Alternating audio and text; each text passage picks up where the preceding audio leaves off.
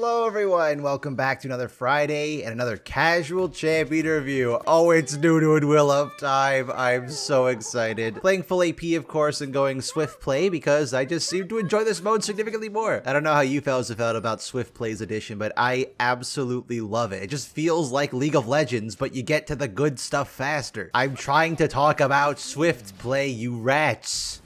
Oh wait, there's the actual rat. Oh no! Regardless, we're talking about Nunu and Willump today, who, full disparity, are one of my favorite champions in the entire game. I think Nunu and Willump are just absolutely amazing, not just in terms of visual design, but also in gameplay and thematic fantasy and storytelling, and they're just amazing, dude. I love them. You know what else I love, because I forgot to give myself any time to do this? Fan art section. Nunu and Willump is one of my favorite champions in the whole game.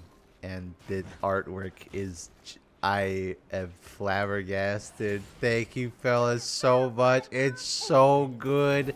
It's so cute. Oh, I love it so much. Thank you fellas for all the art. I hope this video is fun to watch. I had a lot of fun playing Nunu for this. So there's a lot of good moments. Thank you fellas for all the wonderful artwork.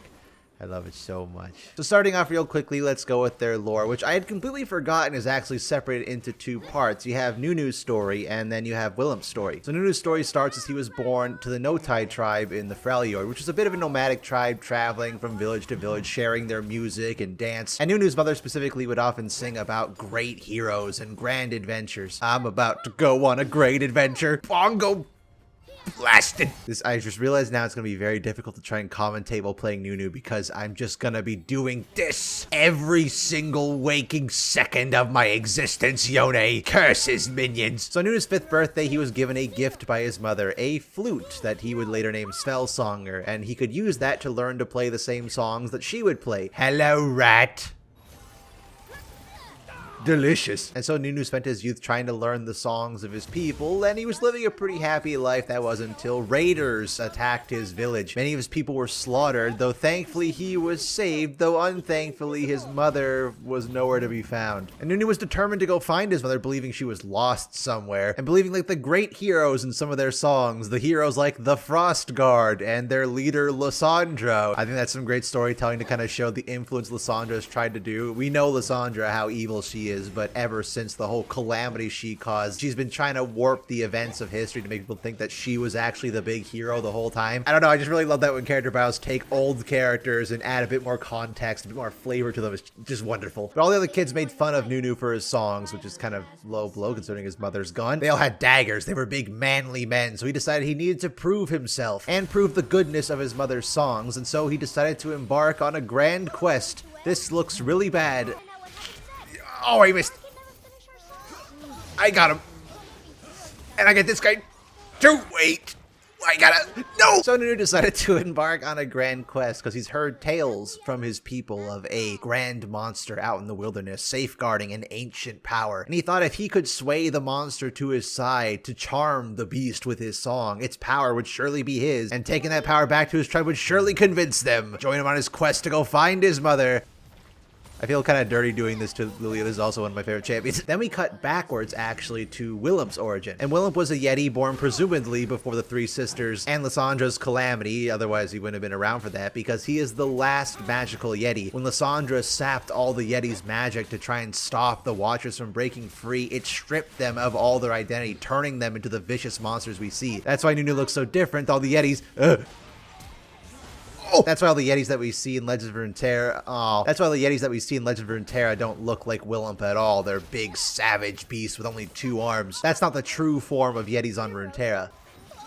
Delicious. As the last magical Yeti, Willump was sworn to protect what remained of their magic, this magical gem, but he could find no worthy vessel to share it with. I don't know if it was ever explained, but it says in the bio that he was warped by the perception of others, and so as more violent and selfish people intruded on his home in search of that gem, he too became very violent, became a monster, forgetting who he even was, what his name was, what his purpose was, who his people were. Pantheon! That is, of course, until one day Nunu stumbled upon his domain in search of the powerful gem and the beast. Willump was prepared to end this child on sight, and Nunu drew his flute in retaliation. But before the conflict could even begin, the gem produced visions from Nunu's imagination, scenes of great heroes, heroic deeds, and adventures. Oh, hello. Shut down. What the hell was that? Why my alert box turned on? I have a new PC pretty much. I had to set up everything again from scratch. So if things are a bit rusty, that's why. Where was I? Oh yeah, Nunu saw the visions. I was like, oh, this monster isn't actually even a monster. It's just someone who needs a friend. This is the secret technique. Herald, destroy the tower. No tower aggro. Exploded, Timo. I can't believe this. How's that wind wall even blocking it? It's on the ground. And so Nunu started throwing snowballs at Willump. Probably important to clarify, I don't even remember if Willump was his actual name at this point, but I'm just going to call him Willump for the sake of cohesive storytelling. Nunu started throwing snowballs at Willump, and while he was previously enraged at the first few snowballs, as he started throwing, something changed within Willump, and he started to join in on the snowball fight. His perception had been warped by so much malice for so long that now it was starting to change to a more childlike imagination. His personality and appearance was actively being altered by Nunu, and they played together having a grand old snowball fight until accidentally Willump destroyed Nunu's flute, broke down crying because it was the last remnant he had of his mother. But in this, Willump saw a bit of a kindred spirit of grief. Realizing that this child had reawakened something within him, he had found love and hope in spite of despair. He had last found his magic a worthy vessel. I found a worthy snowball for you, Yone, you son of a... And so either Nunu did it subconsciously or the gem itself did it, but the magic of the gem passed itself into Nunu, giving him the power to make his imagination a reality. And so he gained the ability to create snowballs and ice magic at will. His flute got repaired, that's why it's got the ice all around it. And he now has a best friend Willump at his side, unlike Timo. What? How dare you not be smited? How dare you not be smited again? And so they formed this unbreakable bond, setting out on a quest to find Nunu's mother and save the Freljord. And it's just, hello, Yone. Guess who? Highly unfortunate, Pantheon. Delicious. And so now Nunu and Willump were together, an unbreakable bond. Best friends forever, setting out on a grand quest to find Nunu's mother and save the Freljord. And it's so goddamn cute, man. I love them so much. How could you not love these guys? Especially just the dynamic of this carefree little kid and this wise old Yeti who's purposely dumbing his wisdom down so that he can be a proper mentor to Nunu, but also just be his best friend. No, it hasn't. Whoa, whoa, whoa. Oh, I love Nunu so much, dude. Oh my god. And obviously Nunu and Willump's story hasn't ended after his biography. We got a whole game about them, which I think Mage Seeker still is my favorite of the Riot Forge games, primarily because I just enjoyed the gameplay and the story so much. And because Nunu and Willump were already amazing characters, Silas kind of needed that little bit of a glow up to enhance his character arc. But of course, it's kind of impossible to deny just how adorable it was having a full game about these guys. They're kind of the perfect characters to have going about this silly little lighthearted adventure. I don't know if that game is even canon anymore. I know Convergence certainly isn't. Yone. Oh. Hello, Rat. Yone. How you doing? Bongo blast. This is going incredible, actually. This is going... Of course. Of course. Of course. Every time room I fun, god damn it, I gotta...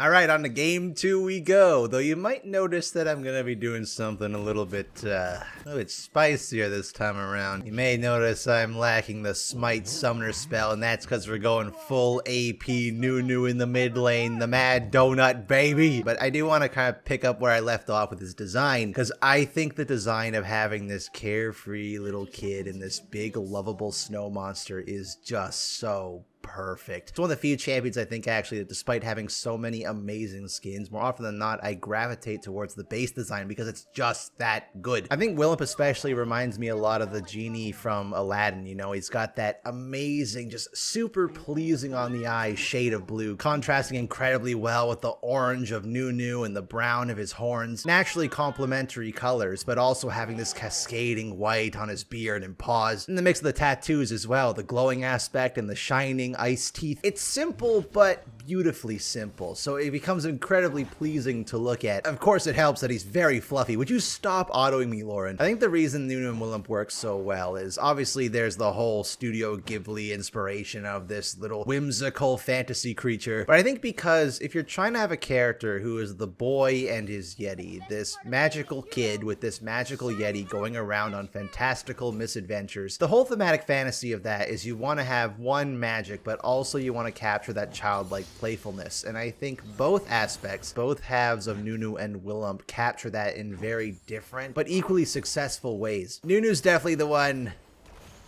that isn't as obvious. Mainly because most of the time you just see Willump, though that was significantly worse in the old version of Nunu and Willump, where Nunu was just this tiny bag of flesh sitting on Willump's back. People, when they refer to this champion, will usually still just say Nunu, but back in the day you could put a gun to someone's head and say, "What's the name of the Yeti?" And they'd say Nunu. You say, "No, it is," and they say, I shoot me. Now it's a lot more apparent because they do try to make both aspects of Nunu and Willump equally important, because Nunu's meant to encapsulate the childlike playfulness, and Willump's meant to be more playful yet dangerous. Primarily because Willump is meant to be a personification of Nunu's imagination. This is his imaginary childhood friend come to life, essentially. So in the case of Nunu, he's got this big coat, these big mittens, he's got the big hat and messy hair. He's just a rambunctious little kid. Not a troublemaker, but one who is mostly unburdened by the responsibilities of adulthood. Meanwhile, Willump is just this crazy fluff monster. I like to think of Willump as essentially a giant teddy bear. He's a giant huggable fluff ball. I mean, I had plush toys when I was a kid. I still have plushies now, but the plushes I had as a kid looked a lot like Willump. Round and squishable and exceedingly fluffy. And Willump's got all those extra things about him, right? The soft, curling, fantastical horns, the little innocent toe beans, the big fluffy tail, the swirling patterns all over his body. He's meant to look like an adorable little goober. Oh my goodness gracious, that's right, Jax, you stay away. I'm so sick of that joke. I don't know why I'm perpetuating it. But Willump also greatly contrasts that whole lovable fluffball idea with a bit of danger. He's got the big claws and the big teeth. You better run from the big claws and the big teeth, Lauren. Oh, guess who's dead? I don't have ult. By giving Willump these big claws and sharp teeth, it doesn't just emphasize that he can actually do damage. He's still a ferocious beast, but it further emphasizes how this is Willump's ideal imaginary friend. Big and lovable and squishable, but dangerous, able to put up a fight and ward off the bad guys. Literally his imaginary friend come to life, and I think that is absolutely beautiful and is the one thing that I will hold against Song of Nunu, because Song of Nunu kind of retconned that a little bit. It was never really hard confirmed in his story, but it is heavily implied that Willump's goofy appearance was the result of Nunu's imagination. Get the hell out of my city. I mean, it's said outright in the lore that not only is Nunu's magic powered by his imagination made real, but also describes how Willump was warped by perception, and that's why he appeared so monstrous to all those people trying to get his gem. And as it says in the lore, when Nunu sees Willump for the first time, he sees a monster but can see behind the veil. He sees a friend behind it all. Also, because Willump just looks so unnatural, especially for somewhere like the Freljord. With Bandle City, I think Willump wouldn't feel out of place at all, but in the harsh, bitter environment of the Freljord, this soft, lovable creature just doesn't fit in at all. And so having Nunu literally shape this horrible, monstrous creature into this lovable goofball is just beautiful. Strike. Oh, you're trapped in there with you! Oh, wait, oh my... I did it. By all definition, Willump is meant to look like an imaginary creature. He is the personification of Nunu's imagination. And I thought for a while that I gaslit myself into thinking that the magic that Nunu was given warped Willump into what he looks like now, that he had a different form before, but that he looked like this big, horrible Yeti, and then got turned into this whimsical Studio Ghibli copyright infringement. I thought for a bit that wasn't real, but I found out that it's not that it wasn't real, that was just... No! But then I remembered it was Song of Nunu that slightly retconned all that. So the lore's been changed so that the Yetis looked like how Willump does always. That was their original form before the calamity caused by Lysandra, and then in sapping their magic from them is what turned them into the horrible monstrosities we see them as. To me, that really lessens the impact of Willump's design. I think removing that aspect about it, in this harsh exterior, he saw this soft and lovable interior, and that's just adorable. So I think making it so that all the Yetis always always looked like that anyway, that Nunu restored Willump back to his original form. It still tugs at the heartstrings and it's still impactful, but not as much as, well, this is what I saw in you. I saw the kind and gentle spirit who just wants to love and play and be helpful within you. You've been angry for so long. Oh, I need some assistance here, fellas, please. Oh, wait. I live. Otacon, you bastard! Though that whole thing isn't a fault of Nunu Willump's design at all. I think as they were designed intentionally without the Song of Nunu's slight retcon, I think they still are perfect. One of the best champions that encapsulates their thematic potential. Just this perfect sense of childlike wonder and lighthearted tone without sacrificing aesthetic cohesion. So I think with other characters, they try to do that whole Disney champion aesthetic. I think probably Melio and Zoe fall into that category too. Melio, they had the liberty of having a region that was barely explored, but there are a lot of characters who try to do this unique theme. Aurora is probably the one that just comes to my mind, but they kind of sacrifice a lot of the aesthetics of the region to try and make that character feel appropriate. With Nunu and Willump, they feel perfectly adapted to the Freljord, at least Nunu does specifically. I think Willump has a bit of leeway, but that's intentional. It's part of the design, right?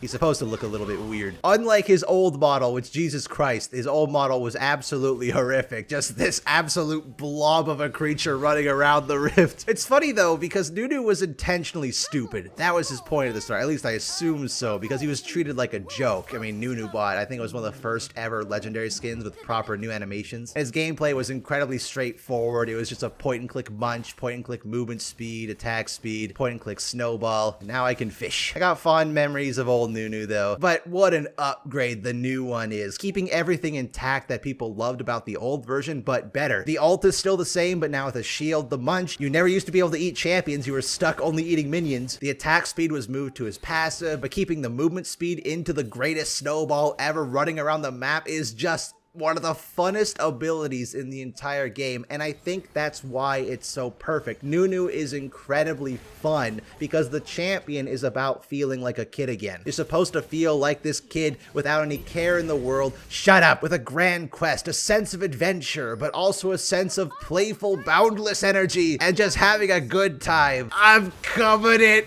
Oh.